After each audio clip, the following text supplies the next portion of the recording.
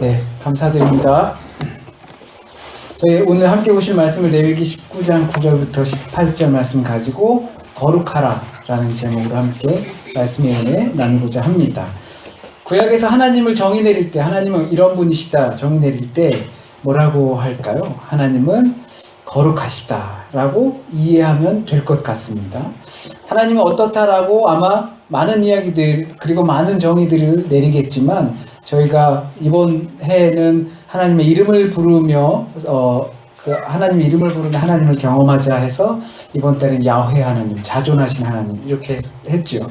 아마 많은 수식어들이 있을 겁니다. 하지만 그 대표적인 것이 거룩하다라는 거라고 생각합니다. 이 거룩하다라는 단어는 굉장히 종교적인 단어죠. 성스럽다. 누가 어떤 사람한테 아무리 신앙이 좋고 해도 저 사람은 성스럽다 라고 말하지 않습니다. 그래서 하나님이 거룩하니 너도 거룩하라 라고 가르치고 있습니다. 레위기 우리가 읽진 않았지만 19장 1절 2절 말씀을 보면 나는 하나님이다, 내가 거룩하니까 너희도 거룩하라 라고 가르칩니다. 우리가 익히 들었듯이 거룩하다라는 것은 구분되는 겁니다. 차별성을 갖는 거고, 그리고 그것을 성스럽게 구별하라는 겁니다. 세상과는 좀 달라야 하지 않겠니? 거룩하다. 세상에선 거룩하다라는 말을 생전 쓰지 않으니까, 종교적인 단어니까 나는 거룩하다, 너희도 거룩하라 라고 할 때 너희도 좀 세상과는 구분된 삶이 되어야 하지 않겠니? 라는 거죠. 하나님의 것과 나의 것, 세상의 것과 하나님의 것을 구분하는 작업을 거룩한 작업입니다. 그래서 우리 어머니들은 요즘도 그러시는 어머니들 있는지 잘 모르겠지만, 헌금 하나님 앞에 예물 드릴 때 애초에 먼저 구분해 놓으시죠. 빳빳한 걸로 구겨져 있으면 다림미로 다려서 성경책에 미리 구분해서 놓으시는 경우들이 굉장히 많았습니다. 구약의 선지자들이 이스라엘이 말년으로 치달을 때 불같이 화를 냈던 것이 바로 이런 구분됨 없이 하나님께 드렸기 때문입니다. 흠없는 것을 정결하게 구분하여서 거룩하게 하나님께 드려야 하는데, 그런 깨끗한 것들은, 어린 양들은 자기들이 먹고 상처나고 흉난 이런 양들을 제물로 바치는 그러한 모습으로 이것이 파국으로 치닫는구나 야단을 쳤습니다. 이렇게 구분하는 것이 거룩의 첫 시작이라면 이 구분선이 희미해지는 거죠. 하나님의 것과 나의 것, 또 하나님께 드릴 것과 또 세상의 것을 구분하는 선이 점점 희미해져서 이것도 하나님의 것, 저것도 하나님의 것, 이것도 하나님의 사람, 저 사람도 하나님의 사람, 이렇게 되는 겁니다. 나는 그냥 여기서 땅을 얻어 쓰는 정도, 소유의 구분이 희미해지는 것, 정신적인 소유뿐만이 아니라 물질적인 소유까지도 희미해져서 그것이 거룩하다, 성스럽다, 구분됨이다 라고 이야기하는 겁니다. 그래서 성령이 우리에게 임하시면 그 구분선이 없어지는 거죠. 네 거 내 거가 없어져서 함께 다 공동체를 위해서 모아서 함께 나누어 쓰는 것입니다. 재산의 구분도 언어의 구분도 없어집니다. 그래서 우리를 하나님의 성전이라고 합니다. 너희는 하나님의 성전이다. 하나님의 성령이 너희 안에 있다.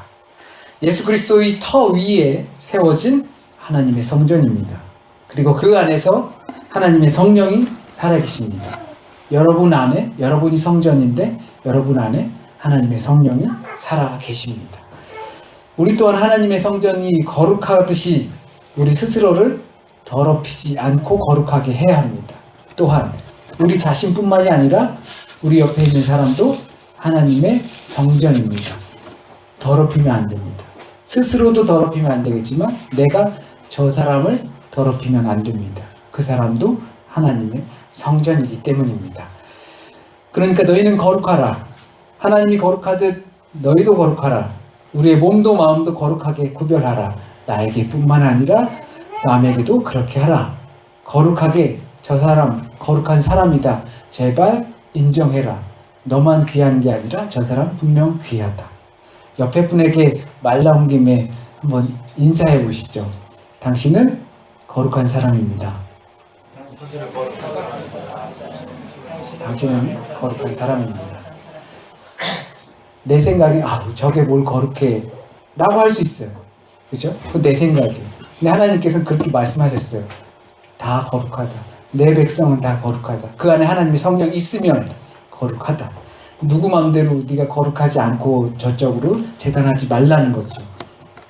이 말을 요한복음에선 새 계명을 너희에게 주노니 서로 사랑하라. 내가 너희를 사랑하는 것 같이 서로 사랑하라고 가르칩니다. 요한 1서에서는 사랑하는 자들아 우리가 서로 사랑하자. 사랑은 하나님께 속한 것이니 사랑하는 자마다 하나님으로부터 나서 하나님을 알고 사랑하지 아니하는 자는 하나님을 알지 못한다. 하나님은 사랑이십니다. 라고 가르치십니다. 구약에서는 하나님은 거룩하시다. 내가 거룩하니 너희도 거룩하라.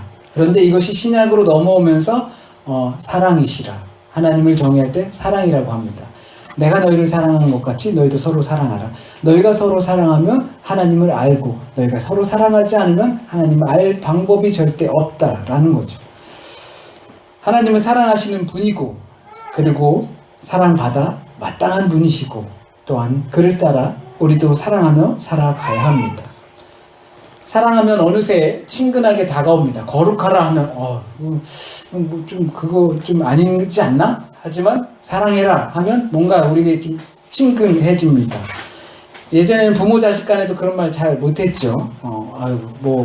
안 해보셨을 거예요. 자녀들에게 사랑한다 그걸 못 해보셨을 텐데 저조차도 잘 못하죠.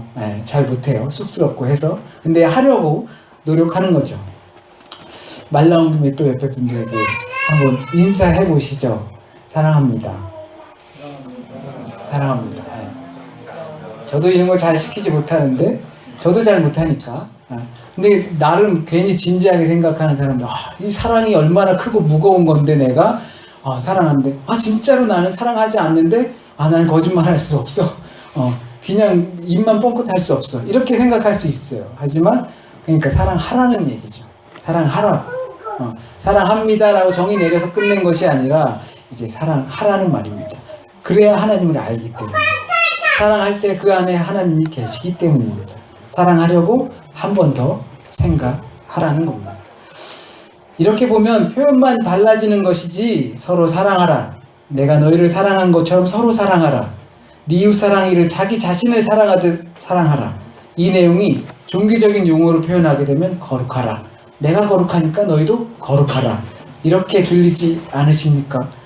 거룩하다라는 것이 개념적인 정의라면 사랑하다라는 것은 그 하나님이 거룩하니 너희도 거룩하라는 것을 실전편 사랑하라. 서로 사랑하라.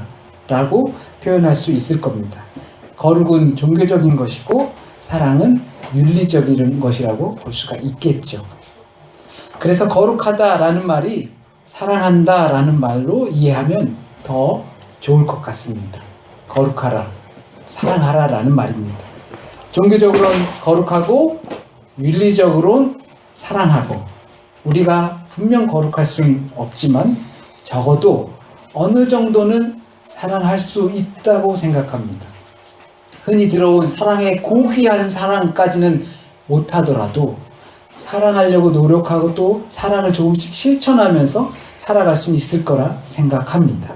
그 사랑으로 우리가 하나님 따라 거룩해지는 겁니다. 절대 거룩해질 수 없습니다. 하지만 그 발자취를 따라간다는 거죠.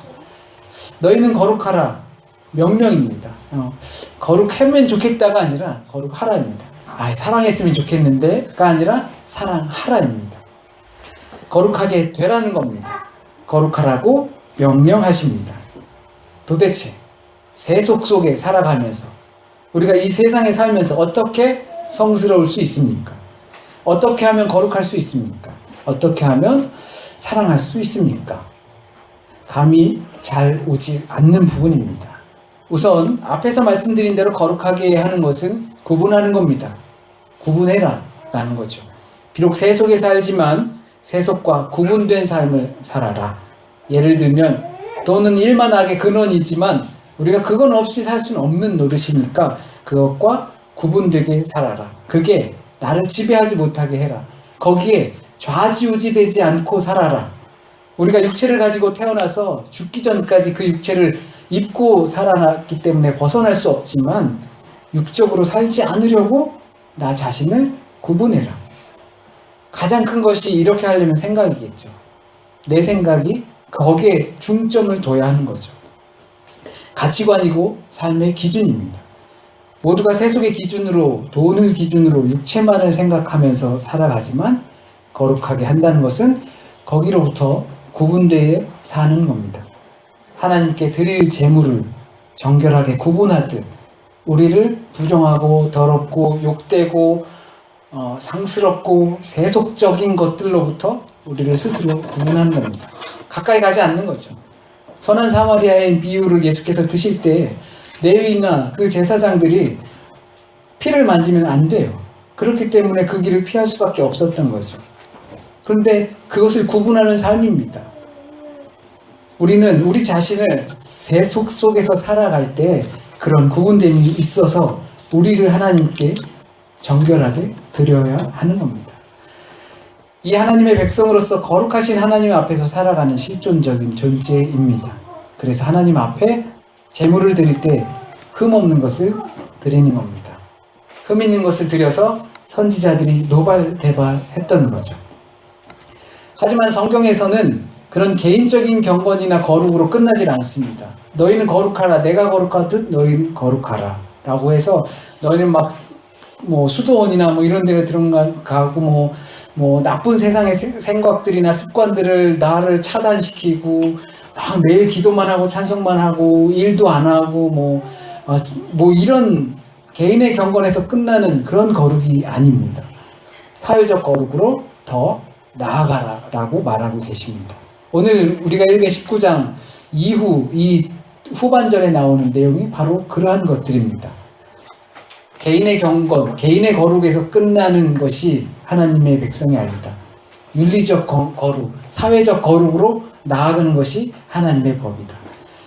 경건의 열매를 사회 속에서 맺어야 합니다. 남들은 세속에 지배받느라 개인의 거룩도 쳐다보지도 못할 그런 환경에 살지만 사회적 거룩의 열매를 맺어야 하는 것이 하나님의 백성의 의무입니다. 그것이 사랑하는 겁니다. 하나님이 너희를 사랑한 것처럼 너희도 서로 사랑하라. 그럴 때 너희가 하나님을 보는 거야. 그럴 때 하나님을 보는 거야. 막 이렇게 하늘에서 막 광채를 보고 막 울랄랄라 이렇게 하면서 하나님의 음성을 듣는 게 아니라 너희가 그거보다 더 큰 하나님의 사랑이 그 안에 있다는 것을 깨닫는 겁니다. 우선 너 자신을 사랑해야겠죠.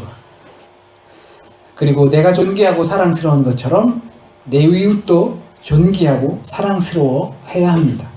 이것이 율법이고 예수님의 법이고 교회의 법입니다. 개인의 경건을 위해 거룩해야 하고 사회적 경건을 위해 사랑해야 합니다. 나 스스로를 위해서 세속과 구분되어 하나님 앞에 정결해야 합니다. 그리고 사람들 앞에서 사랑해야 합니다. 이게 내가 좋은 사람만, 그냥 나한테 마음에 드는 사람만, 나한테 잘해주는 사람만 사랑하는 것이 아니라 그건 누구나 다 할 수 있잖아요, 사실. 내 마음에 드는 사람, 그리고 나한테 잘해주는 사람, 그 사람을 사랑하는 건 누구든지 다 하는 거예요. 그런데 하나님은 그 얘기 하는 거 아니에요. 왜? 우리에게 하나님의 성령이 우리 성전 안에 거하면 그것이 다 거룩한 사람이기 때문에. 근데 그 사람들조차도 우리는 어떻게 해요? 그 사람 내 마음에 안 든다고 그 안에 성령이 없는 것처럼 취급하면서 하나님의 성전이 아닌 것처럼 취급하면서 살아간단 말이죠. 그러면 사회적 거룩, 윤리적 거룩, 그리고 사랑의 실천 절대 이루어질 수 없다. 그러면 너희는 하나님을 절대 볼 수 없다. 봤다고 거짓말하지 마라라는 거죠. 그래서 생각이 바뀌어야 한다고 제가 계속 말씀을 드리는 겁니다. 생각이 기준이기 때문입니다. 우리가 성령을 받으면 우리 생각이 바뀝니다. 그럼 그게 시작되는 겁니다. 어릴 적에 집에 개도 키우고요, 닭도 키우고, 소도 키우고 그랬어요. 그래서 어리니까 이제 할머니 안 계시고 저 혼자 집에서 있다가 배고프면 이렇게 밥을 꺼내서 먹잖아요. 그냥 대충 어떻게든 먹고 놀러 가든지 아니면 텔레비를 보든지 이런단 말이에요. 그러다 보면 할머니가 오세요.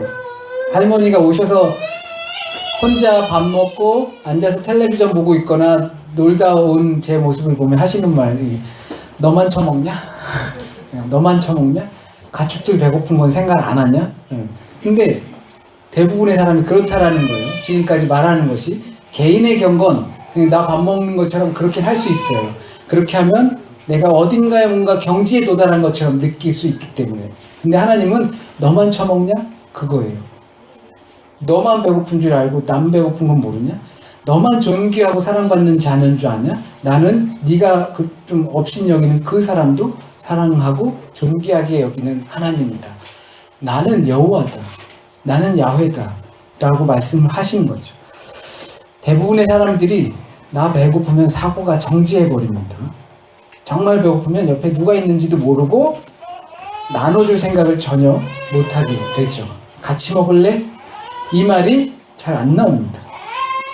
아무리 개인적 경건이 되어 있어도 교회를 열심히 다니고 말씀을 열심히 외우고 기도를 열심히 하고 찬양을 큰 소리로 해도 사회적 거룩이 되어 있지 않다면, 사랑 나눔이 없다면 그 안에 생명 없습니다. 그것을 넘어서야 하는 겁니다. 때론 극단적인 상황에서도 우리의 사고가 나에게서만 멈추지 않고 더 나아갈 수 있게 훈련되어야 하는 겁니다. 그게 사랑하는 겁니다. 이것이 하나님의 명령입니다. 네 자신을 사랑하듯 네 이웃을 사랑하라. 너 배고프면 네 이웃도 배고픈 줄 알아라. 그래서 옛말에 물을 통해서 얼굴을 보지 말고 사람을 통해서 네 자신의 얼굴을 보라고 말합니다. 우리의 상황을 통해서 이웃을 보게 하시는 하나님입니다. 그래서 가끔은 우리가 당하는 고난들이 이해가 됩니다. 우리를 성숙시키는, 그리고 하나님의 사랑으로 나를 부르시는 그러한 방법이라는 것을 이해가 됩니다. 워낙 못 알아먹으니까, 워낙 자꾸 물로만 내 얼굴을 보려고 하지 사람을 통해서 내 얼굴을 보려고 하지 않기 때문이죠. 그래서 하나님은 모세를 통해서 개인적인 거룩은 물론이고 사회적인 거룩, 곧 실천편인 사랑을 하는 법을 가르치십니다. 오늘의 말씀이 그겁니다. 사랑하는 법이야. 이거 실천해. 그러면 내가 너희가 사랑하고 있구나라는 걸 알겠어. 저희가 이사야서에 보면서도 금식에 관해서 이야기했죠. 너희가 금식 그렇게 하는 게 아니야. 금식하면서 남들 괴롭히고 때리고 싸우고 시켜먹고, 그거 금식 아니야. 하나님 기뻐하시는 금식 아니야. 그거 절대 경건에 이를 수 없는 방법이야. 하나님 기뻐하시는 것은 이웃에게 유익이 끼치는 금식이야. 그것을 보고 내가 너희가 나를 향한, 즉 내가 기뻐하는 금식을 하는 줄 알겠어. 하나님은 항상 이런 식입니다. 너희가 거룩하다, 경건에 이르렀다라고 하는 것을 알 수 있게 하는 것은 실전편. 너희 개인적 경건과 거룩이 아니라 하나님의 사랑의 실천을 통한 사회적 거룩을 이루는, 서로 사랑하라. 그것을 볼 때 내가 나와 너희가 가까운 줄 알겠어 라고 말을 하신 겁니다. 9절부터 쭉 내려오는 말씀, 어쩌면 굉장히 클라하게 명확하게 이야기하고 있습니다. 제가 아까 말씀드린 것처럼 혼자 처먹지 말아라 라는 내용도 비슷하고, 마음 못되게 이렇게 해가지고 괜히 걷지도 잘 못하는 사람 앞에 이렇게 장애물 놓고 이런 거 하지 말아라. 고리대금 하지 말아라. 이런 것과 비슷한 겁니다. 여러분이 읽으시면 분명하게 아실 수 있는 내용입니다. 그런데 참 다른 방법으로, 여러 가지 방법으로 우리는 사람들 넘어지게 하고 또 그 사람을 절대 사랑하지 못하게 하는 경우가 있는 것 같습니다. 제가 아이들을 키워보면서도 그렇습니다. 제가 말씀드린 것처럼 우리 안에 하나님의 성령이 거면 하나님의 거룩한 성전이죠. 근데 나만 그런 것이 아니라 상대방들도 다 그렇다는 거예요. 결국엔 우리 아이들에게도 거룩한 하나님이 임하고 계신 겁니다. 그런데 말 안 들으면요, 화가 나니까 그 하나님을 야단을 치고 있는 모습을 보면 굉장히 저 자신이 스스로가 이질감을 많이 느낍니다. 그 안에도 분명히 거룩함이 있는데, 하나님이 계신데 내가 기분 안 좋다고 거기 막 야단치고 있는 모습을 보면 참 어려운 것 같습니다. 분명히 어렵습니다. 그런 일 하는 거 어렵습니다. 하지만 저와 여러분이 거룩했으면 좋겠습니다. 사랑했으면 좋겠습니다. 지난 한 주간 동안 사도행전 마지막 부분을 읽으면서 바울이 로마를 향해서 떠나게 되죠. 자기도 알 수 없는 상황 속에서 풍랑에 이끌리면서 바람이 이끌려서 막 그냥 길도 모르는 채 딸려갑니다. 그런데 바울에게는 확신이 있었다는 거예요. 걱정하지 마. 너희들은 걱정하지 마. 왠 줄 알아? 내가 로마로 가서 복음을 전해야 돼. 그 사실을 알아야 돼. 무슨 자신감이에요? 이 배를 구원할 수 있다는 자신감이에요. 나로 인해서 너희는 구원받을 거야. 걱정하지 마. 요나에게도 그랬어요. 나를 통해서 너희가 다시 살 수 있어. 하나님께서 나 때문에 이 배에 풍랑이 일은 거야. 내가 들어가면 배는 잔잔해질 거야. 바다는 잔잔해질 거야. 그런 확신이 있다라는 겁니다. 여러분은 여러분의 공동체, 이 교회 공동체, 여러분 삶의 공동체, 그것을 좌지우지할 수 있는, 풍랑에서 구할 수 있는 그런 소명과 확신이 혹시 있으신가요?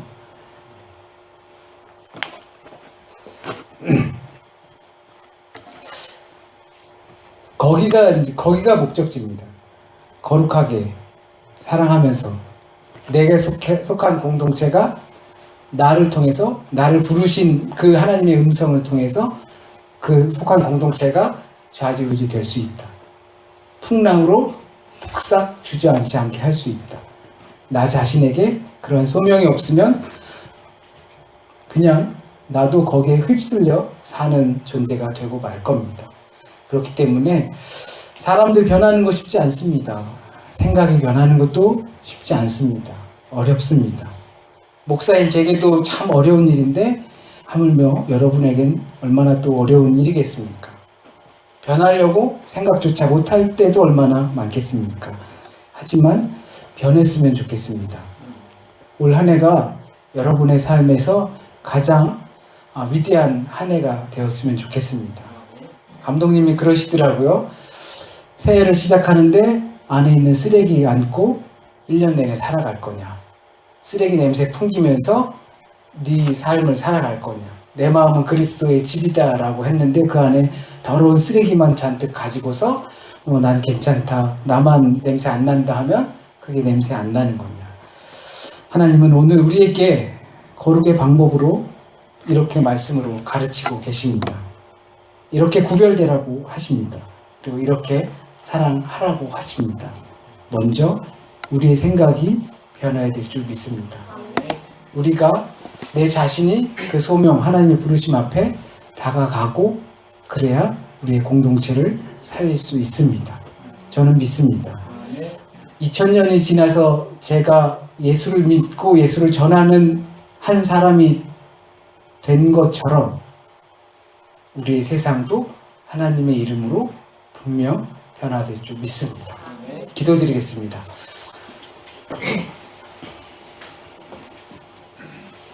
세속과 구분되지 못한 내가 어떻게 우리의 공동체를 구원의 길로 하나님 앞에서 바르게 좌지우지 할 수 있겠습니까? 내 마음과 모양이 변하지 않은 상태에서 어떻게 하나님 앞에 설 수 있겠습니까? 나조차도 힘에 겨워서 쩔쩔매는 내가 어떻게 우리의 삶을 책임질 수 있겠습니까? 하나님께서 거룩하신 것처럼 우리도 그 거룩의 길로 가게 하여서 내가 나 자신을 사랑하는 것처럼 내 이웃도 사랑하게 하여 주십시오. 내가 존귀하고 사랑받는 것처럼 내 이웃도 내가 미워하고 때로는 질투하고 실망감을 받는 그 사람들도 존귀하고 사랑할 수 있게 주님 우리를 인도하여 주십시오. 내가 주님을 통하여서 주님의 이름으로 말미암아 구원받은 것처럼 우리 이 땅도 주님의 이름으로 구원받고 새로운 날을 맞을 줄 믿습니다. 먼저 우리에게 새 생명과 새 삶을 주시길 간절히 소원합니다. 혹시라도 잘못 전해진 말씀이 있으면 주님 오늘 우리에게 전하고자 하는 그 말씀만 남게 하여 주셔서 뿌리 내리게 하시고 열매 맺게 하여 주시옵소서. 한 주간의 삶을 또 주님께 맡깁니다. 온전히 주님께 맡깁니다. 우리가 할 수 없음을 고백합니다. 주님께 달려있음을 고백합니다. 주님께서 이끌어 가심을 믿고 최선을 다해서 따라갈 수 있게 인도하여 주십시오. 우리에게 주신 삶이 주님께서 이미 베풀어 주신 축복의 기름을 믿고 따라갈 수 있게 주님 인도하여 주십시오. 모든 말씀 우리 주 예수 그리스도